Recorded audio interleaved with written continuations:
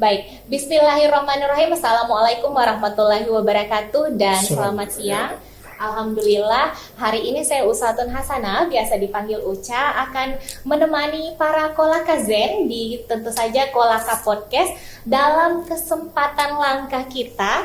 Kenapa saya bilang kesempatan langka, Pak? Karena hari ini saya sangat terhormat bisa ngobrol-ngobrol dengan Bapak Muhammad Ridwan Badalah, Sarjana Pendidikan, Magister Manajemen, yang tentu saja Bapak ini adalah Kepala Dinas dari Dinas Komunikasi dan Provinsi Sulawesi Tenggara. Assalamualaikum Bapak. Waalaikumsalam warahmatullahi wabarakatuh. Gimana kabarnya Pak? Alhamdulillah baik. Alhamdulillah baik. Sehat ya. Sehat, Salam Pak. buat teman-teman yang pecinta Kolaka Zen. Kolaka Zen. Kolaka Zen. Gimana perjalanannya Pak dari Kendari ke Kolaka? Kemarin kami jalan ya siang, jadi saya harus menyelesaikan dulu beberapa tugas-tugas rutin yang memang sangat penting hari ini, seperti persiapan hibah HPN. Ya sudah saya siapkan, sudah mantap semua. Saya kemudian juga kami mempersiapkan ada beberapa kekurangan dari tanda tangan elektronik yang telah kami implementasikan. Setelah itu kami berangkat 1:30 sampai di sini ya kita agak lambat-lambat lah karena cuaca yang kurang bagus. Kami tiba alhamdulillah jam 7:30. 7:30 malam. Malam ya, nginep di Sultan Raja ya. Sultan Raja. Ikonnya Kolaka tentunya kan. Nah ini sebenarnya dadakan juga ya Pak, iya, tapi dadakan. insya Allah bincang-bincang kita hari ini bisa hasilkan informasi yang baik, berkualitas, dan tentu saja kita bisa sharing-sharing sebagai sesama Kominfo, dan tentu saja ada informasi yang bisa diserap oleh masyarakat tentunya. Ya, pasti.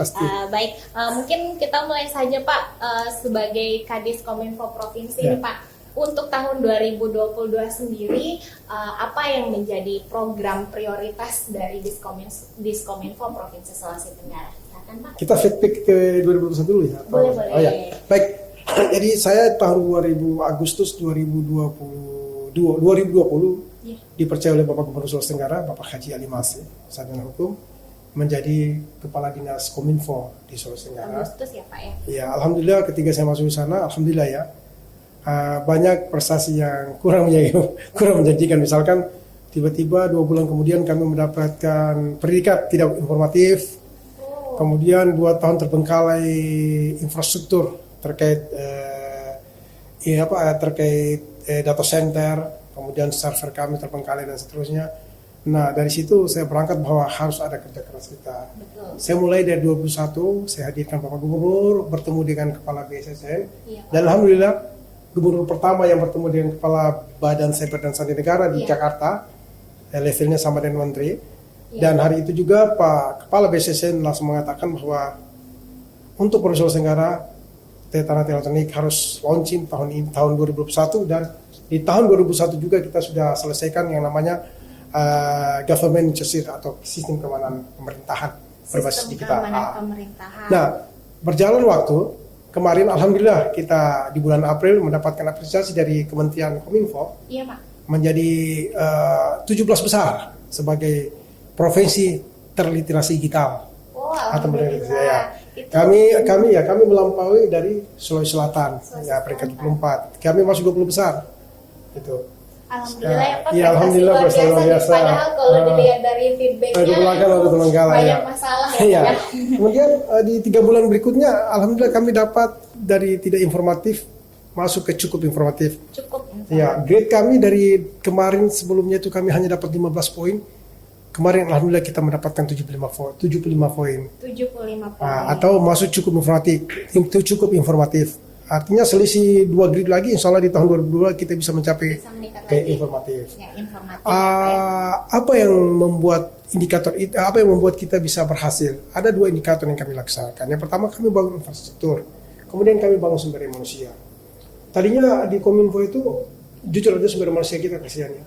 ASN kami rata-rata yang sudah berumur, yang tidak memahami, yang gaptek, informasi ditempatkan dibuang di sana. Saya ubah mindset itu. Mulai dari eselonisasinya saya minta Gubernur untuk mengganti, memposisikan orang-orang yang cakep di bidangnya. Kabit IKP saya sebelum jadi aparatur sipil negara, beliau mantan wartawan senior. dudukan dia menjadi KPTKP. Berarti cocok sekali Cocok ya Pak sekali. ya, dari wartawan Jadi menjadi KPTKP. Jadi, Kemudian apa? ya, betul. Sekretaris saya dari perencanaan umum saya masukkan menjadi sekretaris saya, dan banyak perubahan-perubahan itu. Sandi juga, Sandian saya ganti dengan orang-orang muda. Setelah itu juga saya rekrut dari empat honorer saya. Honorer saya 4 ya. 4 orang itu jujur, 2 orang hanya keuangan tahu. 1 orang keuangan tahu untuk keuangan aja. Ya. Yang 1 sopir. Yang 2 ini nggak tahu jadi apa. Yang 1 aja laki-laki keperempuanan, yang 1 nggak tahu jadi apa. Gondrong rambutnya. Saya minta Bapak Gubernur, alhamdulillah Bapak Gubernur menyetujui. Kami menambah 22 orang. 22 semuanya. dan itu 18 kami semuanya tambah tenaga honorer yang betul-betul IT. muda, orang IT, orang penyiar dan seterusnya. Media semua ya, iya, desain grafis masuk juga.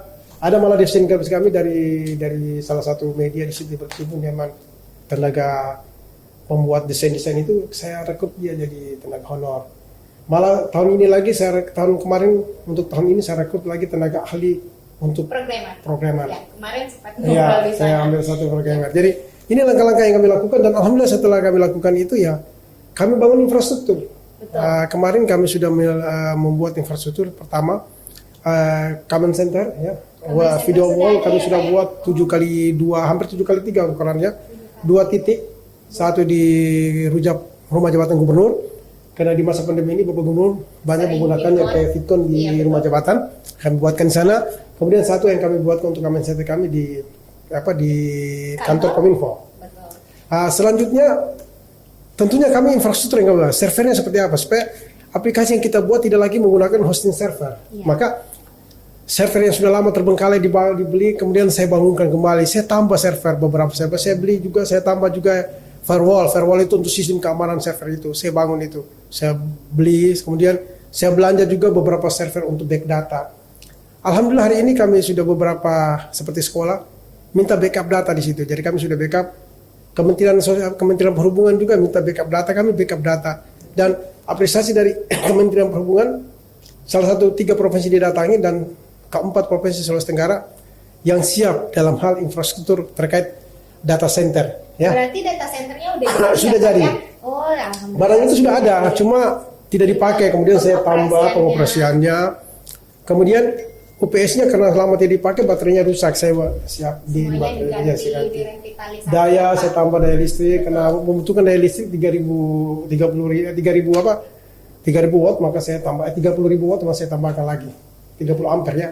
Baik. Kalau tentang SPBE kemarin Pak gimana Pak? Nah. Apa hasilnya, apakah memuaskan bagi Bapak? Terus kendala-kendala yang dihadapi selama proses penilaian itu seperti apa? Nah, ini SPBE kemarin saya kaget ketika mendapatkan hasil PMP. Kok provinsi kurang? Saya langsung telepon Jakarta sana.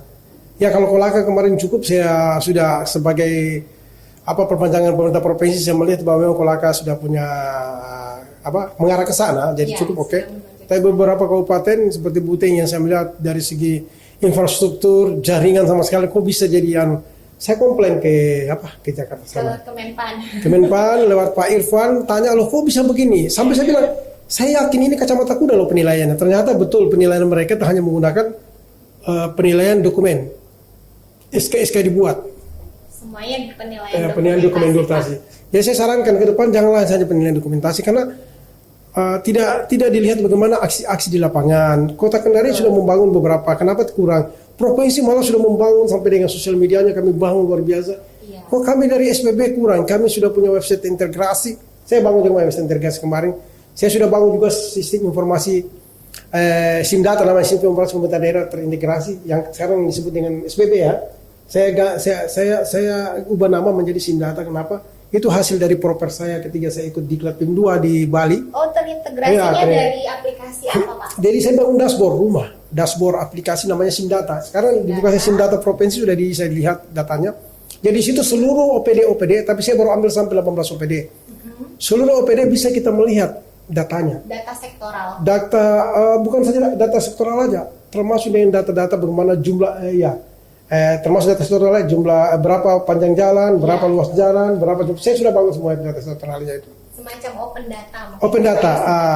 Dan itu juga tahun ini saya rencanakan bahwa untuk bisa mendukung distabilitas dalam bisa menggunakan itu, kami buat aplikasi di dalamnya, kita tempelkan aplikasi di mana yang Bisa mengeluarkan yang suara. ya bisa mengeluarkan suara dan bisa memberikan bahasa tubuh ya, apa sih namanya itu bahasa tubuh. Isyarat. Dalam bentuk aplikasi kami bangun. Oh Kami ya, itu bisa, ya. inovasi baru itu Inovasi Pak, baru dan yang memang kami belum lakukan. terpikirkan. Insya Allah ya, Padahal kami sudah rencanakan ke disabilitas situ. harusnya Ya. bisa jadi prioritas Memang ya. salah satu indikator penilaian dari Komisi Informasi bahwa bukan saja orang-orang yang normal, tapi orang-orang itu butuh juga informasi. Harus terpapar informasi. Iya, teman-teman informasi. Sehingga saya berpikir bahwa buta dan tuli perlu kita memberikan itu. Betul. Yang gitu. Baik. Kita lanjut Pak. Jadi di Agustus 2020 itu memang ada arahan dari Bapak Presiden Jokowi tentang bagaimana kita Indonesia harus melakukan percepatan di era transformasi digital, terlebih di era Ya. pandemi ini Pak. Mungkin di 5 itu bisa saja tentang bagaimana regulasi pendanaan, kemudian infrastruktur, perluasan akses, kemudian SDM talenta digital itu sendiri. Nah, tanggapan Bapak dan kesiapan di Sulawesi Tenggara menjelang dan menjalani era itu seperti apa Pak? Oke, Mbak Uca panggilnya ya.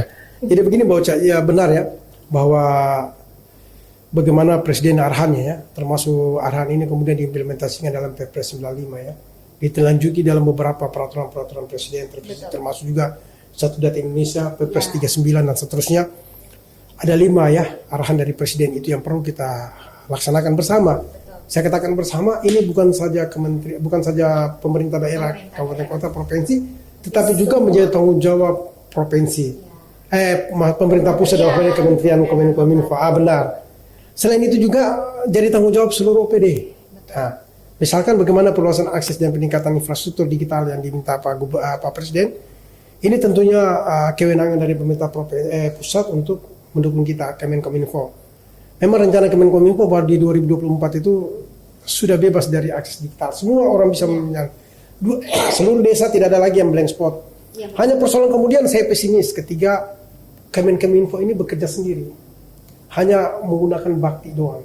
Bakti harusnya libatkanlah pemerintah daerah dalam hal ini provinsi dan kabupaten. Libatkan provinsi sebagai monefnya. Kabupaten diberikan DAK untuk membangun itu. Nggak usah lagi pihak ketiga dari orang luar, karena banyak masalah loh di situ. Supaya lebih optimal juga dan memang Banyak masalah. tahu ya Benar. Pak ya. Pertama, benar itu. Titik-titik yang ditentukan biasanya tidak digunakan di situ. Banyak yang data mengeluh tidak bisa digunakan. Kenapa? Karena tidak pernah didukung oleh pemerintah daerah. Kami tidak pernah dilibatkan informasi. Taruhlah, Pemprov dilibatkan untuk monef, beberapa titik baru disampaikan ke sana. Ya. Kabupatennya dikasihkan dana untuk membangun. Betul. Karena mereka yang tahu. Betul Pak. Ya begitu. Yang evaluasi nanti pemerintah pusat. Meskipun laporannya nanti akan ke sana, tapi pasti kabupaten pasti paling tahu. Oh daerah ini yang blank spot, kemudian ini yang betul butuh. Tapi kalau pihak ketiga mungkin dia jadinya datanya kurang akurat. Betul, ya, setuju. Kemudian yang kedua terkait integrasi pusat data nasional. Ini kan seperti saya singgung tadi Perpres 39 tahun 2019 terkait Satu Data Indonesia. Daerah ini harus dukung. Tahun lalu itu kita masih jadi masalah, tahun kemarin 2001 masih masalah.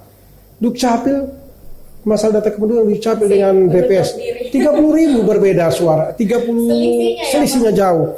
Ini persoalan apa? Karena kita masih istilahnya action sektoral. Kita kerja sendiri-sendiri. Ego sektoralnya jalan, sehingga saya berpikir bahwa hari ini Satu Data ini perlu kita jalankan.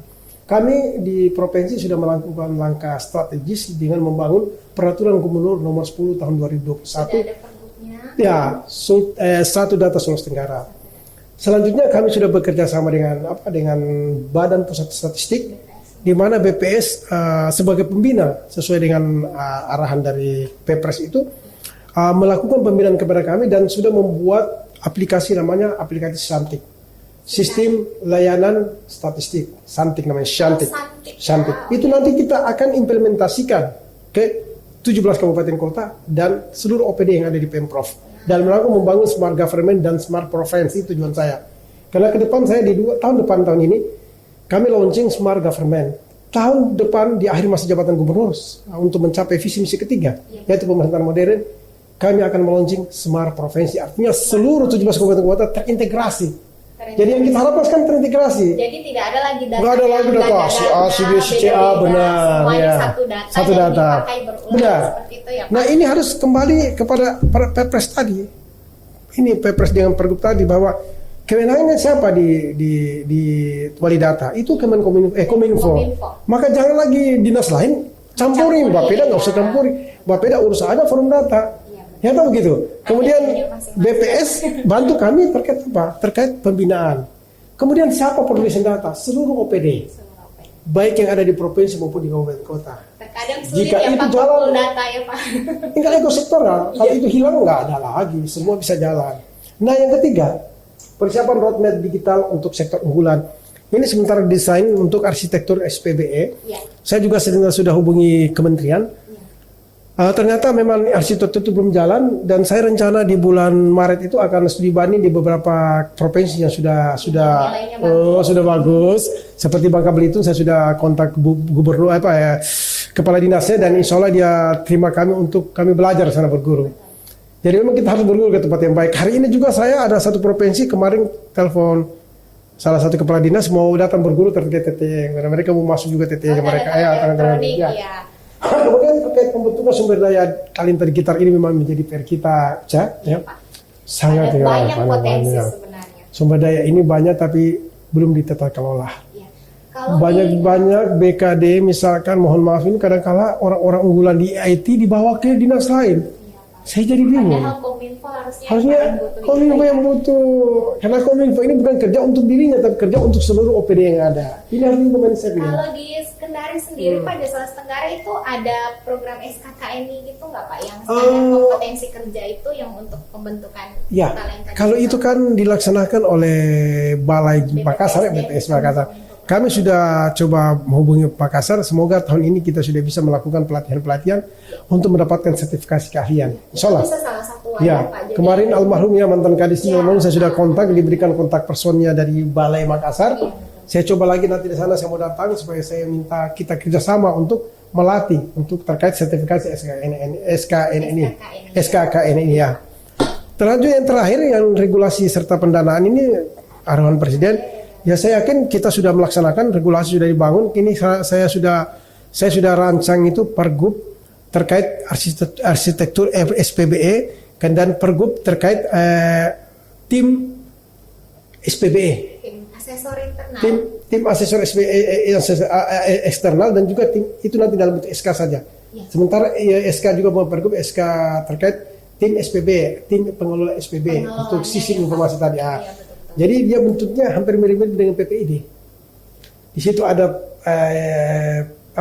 PPD utama dan ada pembantu. Mereka juga nanti ya siapa ya gitu. Ada utamanya. Ya ada pembantu. Itu sangat efektif sepertinya Efektif Pak. Karena dilaksanakan. memang kalau terkait itu sepertinya dokumentasi yang dibutuhkan banyak. Nah satu itu juga saya melihat ada indikasi. Kenapa sih operator-operator tidak mau bekerja di masing-masing OPD? Iya.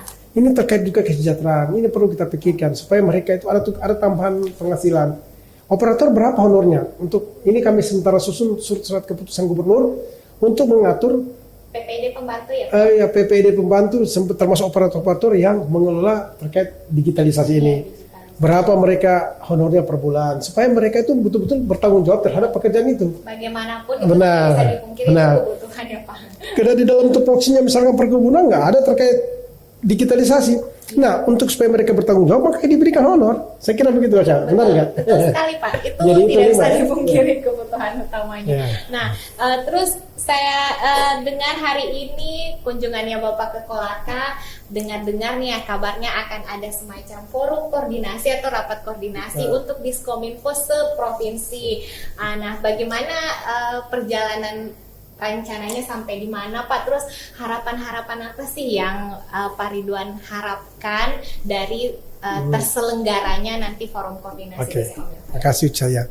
Jadi sebetulnya rapat koordinasi daerah Rakoreman menjadi agenda rutin setiap tahun dilakukan oleh Dinas Kominfo Provinsi dalam rangka berkoordinasi dan mensinergikan program di daerah-daerah.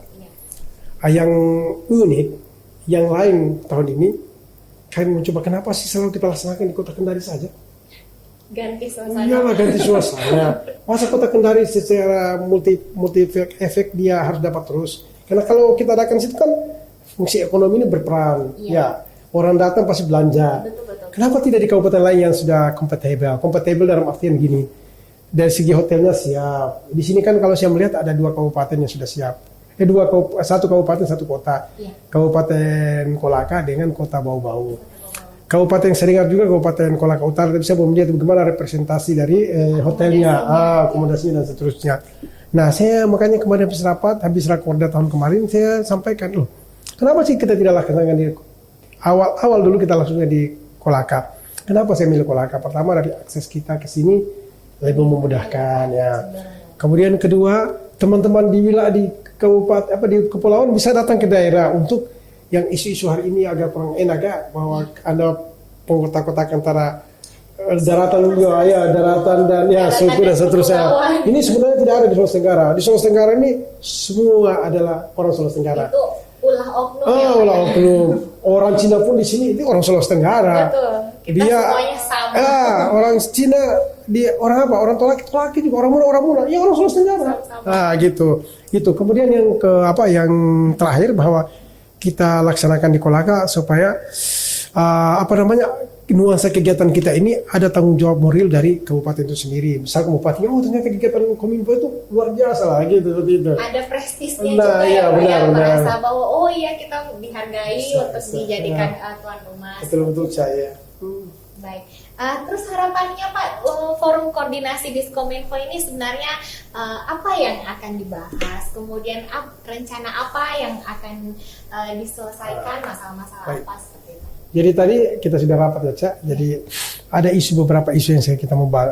Kegiatan kita ini sebelum harapannya, kegiatan kita ini kita laksanakan sebelum HPN atau sesudah HPN, atau nanti dilaksanakan pada saat hari ulang tahun Kabupaten Kolaka. Ini beberapa opsi yang kita tawarin. Kenapa hari lahir opsi ini? Pertama, kenapa lahir opsi sebelum HPN? Karena pada saat hari pers nasional yang diadakan di Kota Kendari itu akan dihadiri salah satunya adalah Menteri Kominfo ya,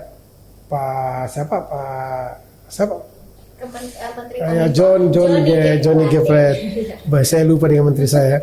Johnny Gepret akan datang, maka momen ini akan kita bisa upayakan. Saya akan menyampaikan ke Bapak Gubernur, konsultasi dengan beliau bahwa momen ini untuk kita bisa bertemu dengan seluruh kadis kabupaten kota atau dengan bupatinya, kita ketemu Pak Menteri untuk menyampaikan bagaimana keluh kesah kita terhadap kebijakan kementerian yang belum pro kepada kabupaten kota dan provinsi.